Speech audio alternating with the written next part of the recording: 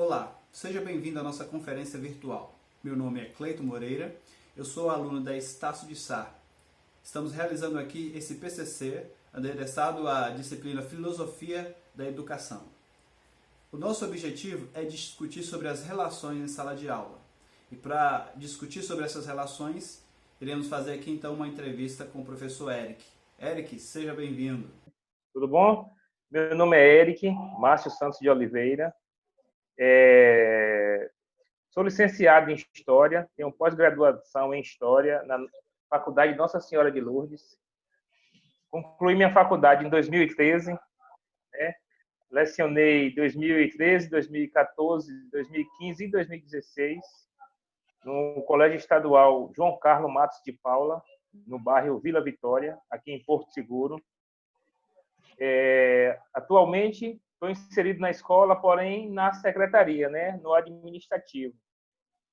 E vou bater um papo com o Cleito, tirar algumas dúvidas, né, que ele tiver. Eric, a minha primeira pergunta para você é bem simples. Como foi que você decidiu ser professor? Cleito, nunca me passou pela cabeça ser professor. Em 2010, 2009, houve uma fatalidade em minha família. Eu acabei perdendo meu irmão, né? Meu irmão era um professor aqui de Porto Seguro, sindicalista. E ele veio a falecer, né? Houve um atentado e ele foi assassinado. Aí, após isso, eu conversando com um colega meu de graduação, que depois se tornou colega de graduação, o Reinan Souza Ribeiro, a gente decidiu em fazer um curso de educação física. Sei. Porém, eu fui para a faculdade e o curso não seguiu. Aí, logo em seguida, em 2010, eu ingressei no curso de História. Sei. No primeiro momento, não me identifiquei, porque eu não tinha um hábito de leitura, Sei. certo? E História pede muito leitura.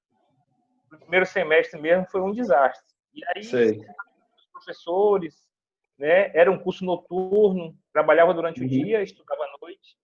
Sei. E, graças a Deus, consegui terminar o curso, né? E ao longo do curso, fui me identificando com a história, um pouco da geografia, um pouco de filosofia, né? Vendo os pensadores, lendo muito sobre os pensadores, e aí fui me identificando. Aí que veio o desejo de dar aula, né? De lecionar. Ok. Agora me conte, conta-nos um pouco aqui sobre a sua experiência em sala de aula. Ô, Cleito, é interessante que hoje a fala, né, o termo professor, ele se perdeu meio que na história. Hoje o Sei. professor, ele é apenas um mediador, porque o aluno hoje tem outras ferramentas, como o Google, como o celular, como as redes Verdade. sociais, e te dá uma gama de assuntos. Então, o professor hoje, ele chega na sala de aula com história, ele um exemplo, impõe o aluno com o livro didático e o aluno Sei. pega o livro didático, se ele entrar num Google, se ele entrar numa rede social, ele consegue ver aquela história de várias versões, É né? verdade. De vários sentidos, de vários significados. Então, o professor ele se tornou uma figura, um mediador, né? É O verdade. professor em si, Verdade. Eu costumo sempre dizer que a nossa geração é uma geração privilegiada. Nós somos a geração que temos o conhecimento na palma da mão. Se temos dúvida de algum conteúdo ou se queremos aprender mais conteúdo, nós temos hoje a plataforma do YouTube com muitas aulas e com a facilidade o seguinte, eu posso repetir as aulas quantas vezes eu quiser e ainda posso buscar o perfil do professor que me agrade, né? O que antigamente, na nossa geração, nós não tínhamos isso, né? Agora me diga, Eric, no seu dia a dia, como é o seu relacionamento com os seus alunos? Como que é o seu convívio na prática com eles? ô Cleito, eu tenho uma relação muito boa, certo? Procuro ver a história de vida de cada um em sua particularidade, Sei. pois hoje a maioria dos alunos são filhos de pais separados, né? É O pai verdade. mora no sul, a mãe mora no norte, o filho às vezes mora com a avó, mora com um amigo, ou já mora Sim. com a companheira, né? Principalmente à noite. Porque o ensino da noite ele é muito complicado. Então, esse aluno ele já chega cheio de dificuldades, com problemas de relacionamento pessoal com outro colega, com vários medos. Então, você tem que tentar fazer uma aula o mais atraente possível, né? Uhum. De preferência, uma aula lúdica, uma aula que ele use na prática no dia a dia, que são alunos que trabalham, né? Poucos alunos do noturno são aqueles que não trabalham, que ainda são bancados pelo pai, né, ou pela mãe. Verdade. Então é difícil demais. Você tem que estar se adequando, vendo o dia a dia, indo no ritmo deles, ou até usando o linguajar deles, né, no popular falando, para tentar atrair aquele aluno. E sempre Verdade. buscando a história de vida, de onde ele veio, quem ele é, onde ele trabalha, quem são os pais, né? E em alguns momentos se depara com situações muito complicadas. Então, Eric, desde a antiguidade, e nós estamos reportando aqui a Roma, a Grécia, nós sempre vamos observar a existência de alguns modelos de educação. Nesses períodos, por exemplo, o professor era a figura daquele dentro de todo o conhecimento, e o método de ensino básico era a repetição dos conteúdos. A gente vai achar registros de civilizações, inclusive, que fazia a disciplinas por meio de palmatória. Uma pergunta: da época que você estudava até os nossos dias, até os dias atuais, até hoje, enquanto você leciona na sala de aula, você acha que houve alguma mudança nos métodos de ensino? Mudou demais, mudou, Cleito, porque na nossa época, né, que a gente temos quase a mesma idade, os professores, principalmente na minha região, onde eu tive a minha formação do ginásio, como era chamado na época, né, do ensino do primeiro grau, como se diz, que hoje mudou a nomenclatura. Se eu fizesse alguma coisa na escola, a professora vinha, né, eu chamava de tia, vinha até minha casa, da casa de minha avó, que eu também sou filho de pai separado, ia na casa de minha avó e aí eu era castigado, né, ou com palmatória, ou minha avó me deixava de castigo. Hoje em dia é complicado. Como é que você vai procurar um pai de um adolescente que está em conflito, né? Às vezes até em conflito com a lei, para reclamar do aluno em sala de aula? Então você tem que ir se adaptando de acordo às regras, né? Vem um modelo pronto já do governo do estado, com um livro didático, com todos os seus pensadores, só que chega cá, você tem que estar mudando no dia a dia. Verdade. Então, Eric, todo professor tem na sua grade curricular a disciplina Filosofia da Educação. Claro, nós precisamos revisitar a história, observar alguns aspectos que foram incorporados no nosso sistema de ensino. Se a gente for desde os primeiros pensadores como Sócrates, o Platão e o Aristóteles, se a gente dá um pulinho ali na Idade Média, nós vamos achar já ali o Agostinho, nós vamos ver o próprio Martinho Lutero na Reforma, todos eles trazendo as suas ideias do que seria a educação ideal. A gente passar ali um pouco no Iluminismo, nós vamos achar já ali o Augusto Comte, o Karl Marx, traçando ideias de como seria um modelo de educação que revolucionaria o ser humano de modo geral. Mais recente, não posso dizer atual, mas mais recente, a influência que a nossa educação recebe normalmente é do Paulo Freire, principalmente do Anísio de Teixeira. Cada um deixou um legado, claro, no seu contexto, na sua sociedade. Cada um deixou um modelo de educação no seu entendimento de como seria a educação ideal. Existiu algum filósofo desse que marcou a sua vida? Ô, Cleito, a gente leu muito na época, leu muito mesmo, e debatia em sala de aula Platão. Porém, o nosso professor de História da Sociedade, que era o professor Help, Alcione Gilberto, mais conhecido por Help, ele falava muito assim, ele dizia assim, ó, alunos, a gente vai estudar este conteúdo, um exemplo de Platão. Só que quando Sim. chegar nos dias atuais, por exemplo, o governo do estado hoje ele tem um modelo Anísio Teixeira de trabalhar, né? É um modelo muito bacana, muito bonitinho, muito dentro dos padrões. Só que dentro do muro da escola. Quando você sai extra-muro, é difícil demais. Você entendeu? Tem um aluno que já trabalhou o dia todo, já está cansado, aí você vai chegar lá, você vai dar um filósofo para ele ler, ele vai até rir de você. Você vai indicar um livro, uma leitura para o aluno que está fazendo o Enem, um exemplo, para ele fazer uma redação, uma boa dissertação, ele te vai rir, né? Porque hoje as referências de filósofos e de sociólogos que a gente tem hoje, como você citou aqui no Brasil, Paulo Freire, se perderam, porque o aluno hoje, o alunado, ele não tem dessa nossa época, 2020, né? Ele não tem mais o interesse de leitura, né? Ele não tem. Então é complicado. Em Portugal, quando eu estava na graduação, eu conheci um modelo de ensino muito bacana, que é chamado Escola da Fonte, em Portugal. É uma escola que não tem muros e não tem paredes. Então, legal. O aluno ele estuda se ele quiser, certo? O professor está lá, né? O professor está lá em um espaço aberto, embaixo de uma árvore,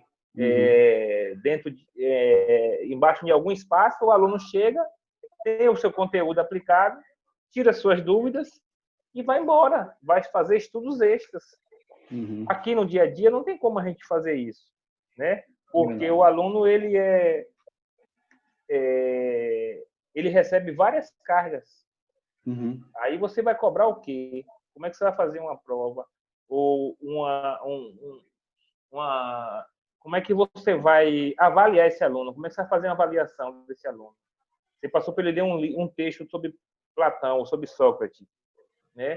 E algumas leituras dessas são leituras difíceis de compreensão. Por exemplo, a minha escola que eu trabalho, ela não tem uma biblioteca, certo? O aluno não tem acesso à internet. Quer dizer, do governo, né? Ela pode ter até acesso no seu telefone, no seu smartphone, mas também não tem aquele interesse de fazer essa pesquisa. O que a gente percebe é que em cada época existe o seu modo de vida, a sua filosofia e os seus desafios, né? Por isso, eu acho que a gente tem que ser os filósofos dessa geração. A gente precisa se reinventar. A gente que precisa criar, inclusive, os nossos métodos, né? Interessante. Se pensarmos um pouco na Idade Moderna, nós vamos achar pensadores como o Comte, o Frederic Froebel, que dava importância à educação na infância. Se importava muito em ensinar com o lúdico, com as brincadeiras. Eles se preocupavam muito com o método de ensino. Na sua experiência em sala de aula, você tem dinâmicas para transmitir o ensino, o conhecimento? Como que são os seus métodos? Cleito, eu tento trabalhar muito com tecnologia, né? A escola tem 2 data show e a gente se divide entre as 7 salas com aulas mais no PowerPoint, né? Certo. Com sala de vídeo, a escola também possui uma sala de vídeo. A gente tenta baixar vídeos e nunca fugir do que o livro didático nos dá, né? O livro didático nos dá um norte. Então, você vai no livro didático, no seu planejamento, uma vez por semana a gente senta com um coordenador pedagógico e planeja aquela aula. Uma vez planejada, a gente leva um plano A, plano B e um plano C, certo? Porque chega lá o plano A não funcionar, a gente já tem que ter um plano B e um plano C. E tentar trabalhar. E às vezes você chega na sala de aula, vou te dar um exemplo muito claro, você chega na sala de aula, o aluno vem, a gente sente falta de um aluno. O aluno não veio porque está com dengue, ou zika, ou chikungunya. Sei. Aí a gente já tem que sair daquele roteiro e falar um pouquinho sobre a dengue, sobre a zika, sobre a chikungunya. Ah, professor, tal aluna não vem porque ele está grávida. Aí você já vai abordar um tema de sexualidade, de proteção, né, sexual. Entendi. E às vezes você tenta trazer um pouquinho dessa história, né? Inserir um pouquinho do passado no dia de hoje, no presente. Então, é uma situação muito complicada. Mas, à medida do possível, eu tento planejar minhas aulas nesse sentido. Certo. O conteúdo é esse. Um pouquinho do passado, um pouquinho do futuro. Né? Ah, você vai Usar usar circunstâncias atuais. circunstâncias atuais. Eu tenho um aluno mesmo que ele trabalha numa obra. Ele faz massa o dia todo, né? na construção civil. Aí você vai chegar para ele, ele está ali na sala de aula para tentar terminar o ensino médio, né? Muitos desses alunos não pensam em seguir na faculdade, em seguir com a faculdade. Sei. Outra grande maioria não pensa em ser professor. Claro. Eles querem concluir o ensino médio. Sim, Né? sim. Concluir o ensino médio, para eles já está em bom tamanho.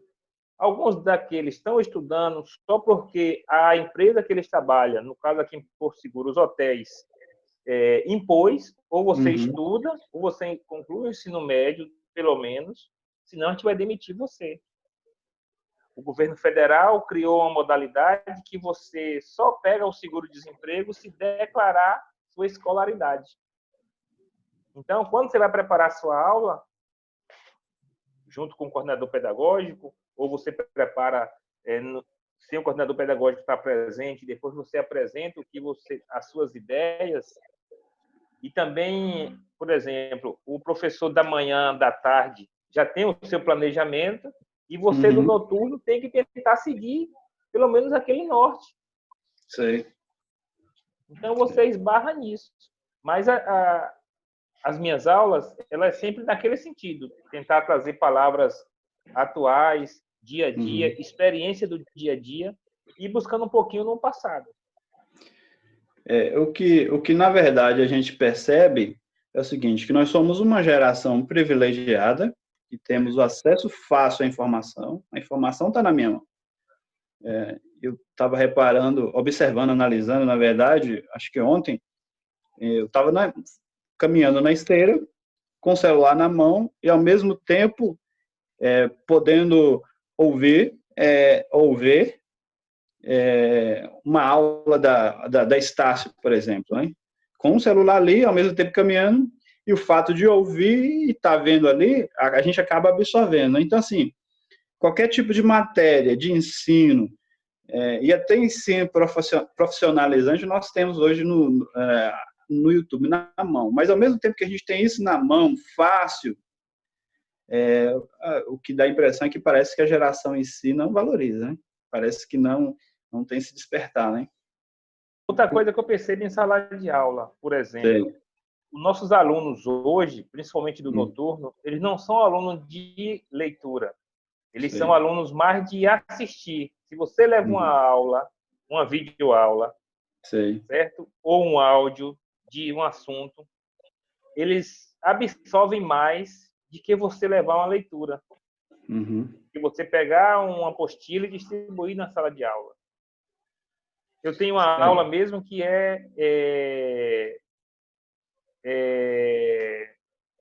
palavras-chave. Eles adoram, entendeu? Você estimula ele a pensar. Eu tenho outra atividade lúdica que você trabalhar com quebra-cabeça.